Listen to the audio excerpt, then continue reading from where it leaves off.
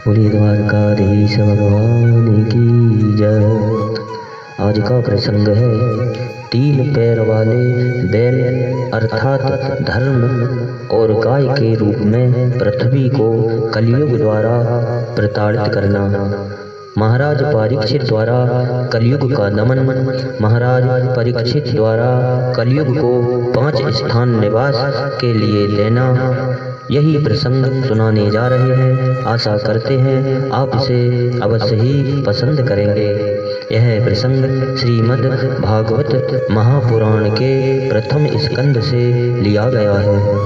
श्री सूत जी कहते हैं, हे सौनक जी, एक बार रथ पे सवार होके महाराज परीक्षित सरस्वती के तट पर पहुँचे।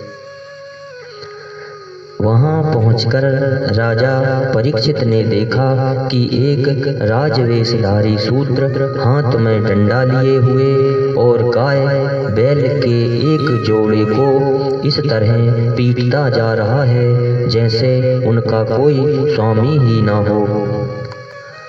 वह कमल तंतों के समान श्वेत रंग का बैल एक पैर से खड़ा कांप रहा था तथा शूद्र की ताड़ना से पीड़ित और भयभीत होकर मूत्र त्याग कर रहा था। धर्मोपयोगी दूध घी आदि हाविष्य पदार्थों को देने वाली वह गाय भी बार बार शूद्र के पैरों की ठोकरें खाकर अत्यंत दीन हो रही थी।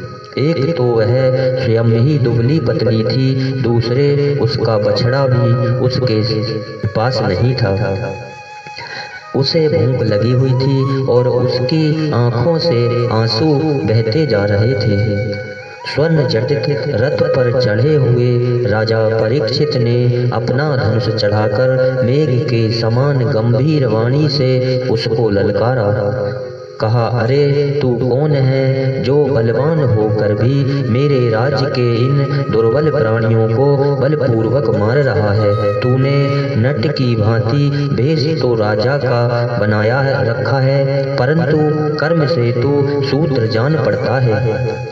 हमारे दादा अर्जुन के साथ भगवान श्री कृष्ण परम धाम पधार जाने पर इस प्रकार निर्जन स्थान में निरपराधों पर प्रहार करने वाला तू अपराधी है, अतः वध के योग्य है। उन्होंने धर्मराज से पूछा, कमल नाल के समान आपका श्वेत वर्ण है, 3 पैर न होने पर भी आप एक ही पैर से चलते फिरते हैं। यह देखकर मुझे बड़ा कष्ट हो रहा है। बतलाइए, आप क्या बैल के रूप में कोई देवता है? अभी यह भूमंडल कुरुवंशी नरपतियों के बाहुबल से सुरक्षित है। इसमें आपके सिवा और किसी भी प्राणी की आंखों से शोक के आंसू बहते हुए मैंने नहीं देखे। हे धनुपुत्र, अब आप शोक ना करें, इस शूद्र से निर्भय हो जाएं। हे गोमाता, मैं दुष्टों को दंड देने वाला हूँ, अब आप रोएं नहीं, आपका कल्याण हो। देवी, जिस राजा के राज्य में दुष्टों के उपद्रव से सारी प्रजा त्रस्त रहती है, उस मतवाले राजा की कीर्ति, आयु, ऐश्वर्य और परलोक नष्ट हो जाते हैं।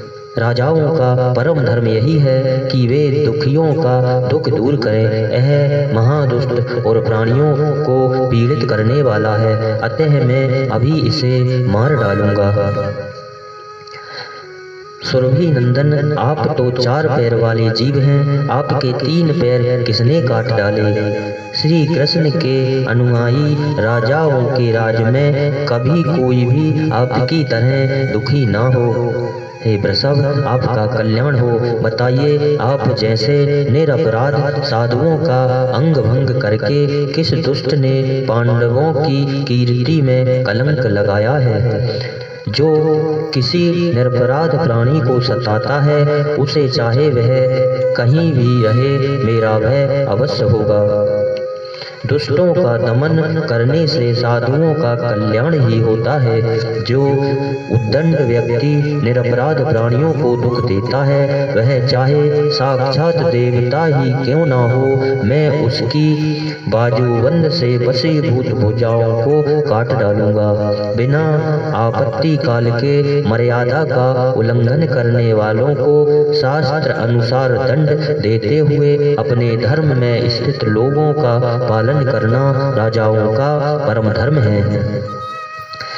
धर्मराज ने कहा, हे राजन, आप महाराज पांडु के वंशज हैं। आपका इस प्रकार दुखियों को आश्वासन देना आपके योग्य ही है, क्योंकि आपके पूर्वजों के श्रेष्ठ गुणों ने भगवान श्री कृष्ण को उनका सारथी और दूत आदि बना दिया था। हे नरेंद्र, शास्त्रों के विभिन्न वचनों से मोहित होने के कारण हम उस पुरुष को नहीं जानते जिससे कलेशों के कारण उत्पन्न होते हैं। जो लोग किसी भी प्रकार के दैत्य को स्वीकार नहीं करते, वे अपने आप को ही अपने दुख का कारण बतलाते हैं। कोई प्रारब्ध को कारण बतलाते हैं तो कोई कर्म को, कुछ लोग स्वभाव को और कुछ लोग ईश्वर को दुख का कारण मानते हैं। किन्हीं को ऐसा भी निश्चय है कि दुख का कारण ना तो तर्क के द्वारा जाना जा सकता है और ना वाणी के द्वारा बतलाया जा सकता है।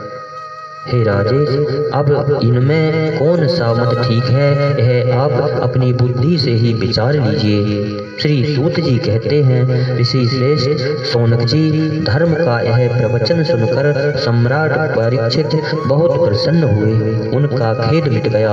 उन्होंने शांत चित होकर उनसे कहा। परीक्षित ने कहा, धर्म का तत्व जानने वाले हे वृषभदेव, आप धर्म का उपदेश कर रहे हैं। अवश्य ही आप वृषभ के रूप में स्वयं धर्म हैं। आपने अपने को दुख देने वाले का नाम इसलिए नहीं बताया है कि धर्म करने वालों को जो नरक आदि की प्राप्ति होती है, वही चुगली करने वालों को भी मिलते हैं। अथवा यह सिद्धांत निश्चित है कि प्राणियों के मन और वाणी से परमेश्वर की माया के स्वरूप का निरूपण नहीं किया जा सकता। धर्मदेव, सतयुग में आपके 4 चरण थे, तप, पवित्रता, दया और सत्य। इस समय धर्म के अंश गर्व, आसक्ति और मद से 3 चरण नष्ट हो चुके हैं। अब आपका 4था चरण केवल सत्य ही बच रहा है। उसी के बल पर आप जी रहे हैं। असत्य से पुष्ट हुआ यह अधर्म रूप कलयुग उसे भी ग्रास कर लेना चाहता है। एक गोमाता साक्षात पृथ्वी है। भगवान ने इनका भारी बोझ उतार दिया था और ये उनके राशि सौंदर्य बिखरने वाले चरण चिन्हों से सर्वत्र उत्सवमयी हो गई थी।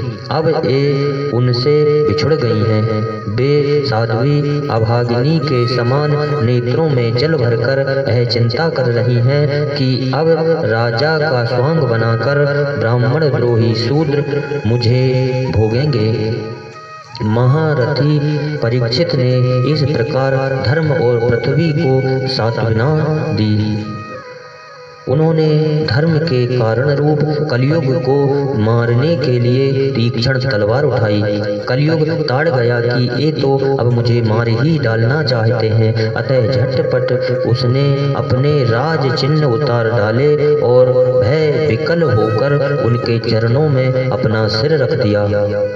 परीक्षित बड़े यशस्वी, दीन वत्सल और शरणागत रक्षक थे।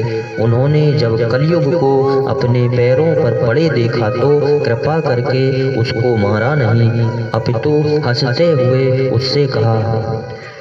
परीक्षित कहते हैं, जब तू हाथ जोड़कर शरण आ गया तब अर्जुन के यशस्वी वंश में उत्पन्न हुए किसी भी वीर से तुझे कोई भय नहीं है, परंतु तू अधर्म का सहायक है, इसलिए तुझे मेरे राज्य में बिल्कुल नहीं रहना चाहिए।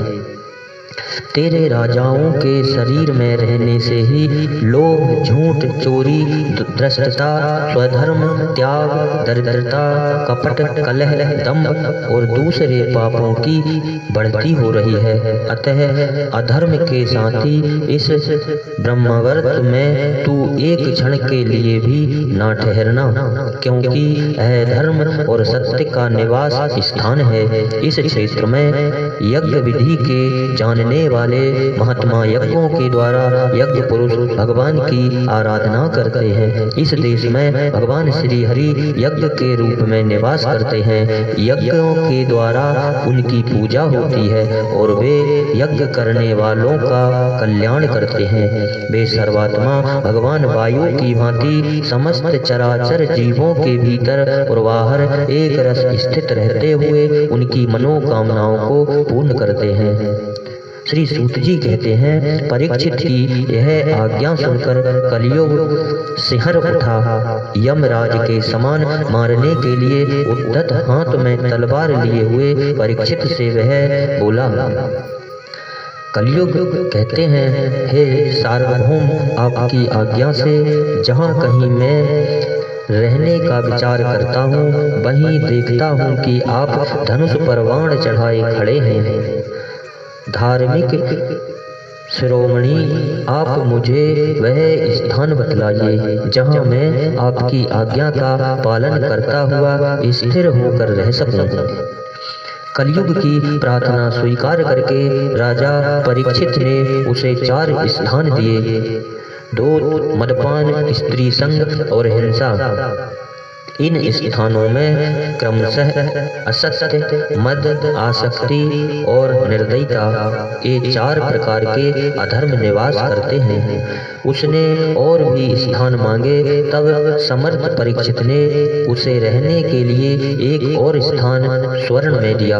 इस प्रकार कलयुग के 5 स्थान हो गए: झूठ, मद, काम, वैर और रजोगुण।